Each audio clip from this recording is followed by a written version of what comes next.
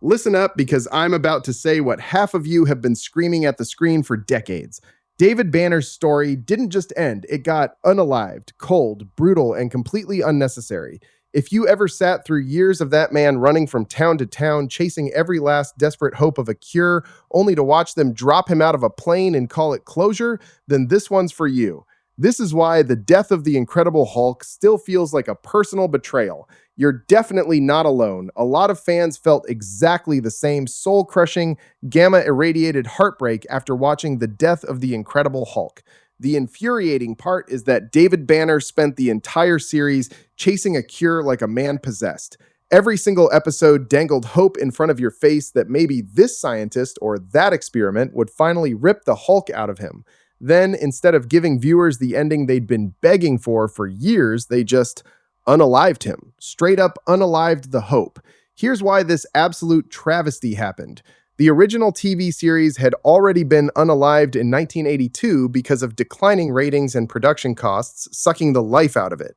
A few years later, they slapped together three reunion movies: The Incredible Hulk Returns, The Trial of the Incredible Hulk, and finally, the pure emotional war crime known as The Death of the Incredible Hulk.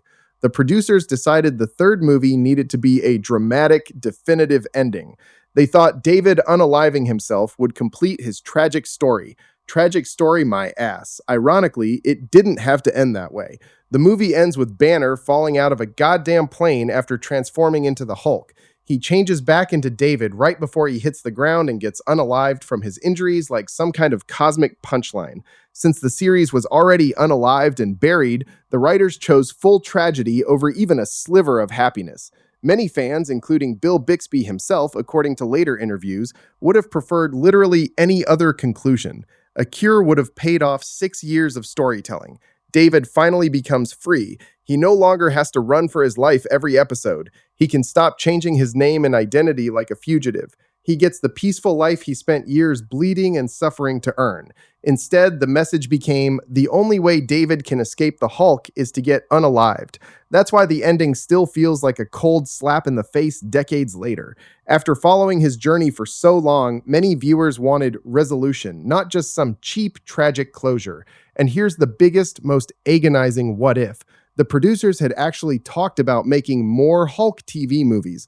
By unaliving David, they boxed themselves into a corner like absolute idiots. If they'd simply cured him or even left the ending open, they could have always dragged him back for another adventure. I actually think a final movie called The Cure of the Incredible Hulk would have been 1,000 times more satisfying farewell. After years of sacrifice, heartbreak, and pure suffering, David Banner finally earning peace would have felt like the ending he deserved instead of this green-tinted unaliving. They took a character who spent every episode fighting for a second chance and decided the only way he could ever be free was by getting unalived. No cure, no peace, just a plane, a fall, and a final green-eyed fuck you to every fan who stuck with him.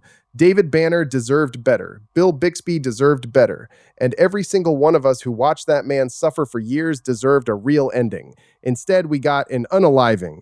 And that's why all these years later, it still hurts.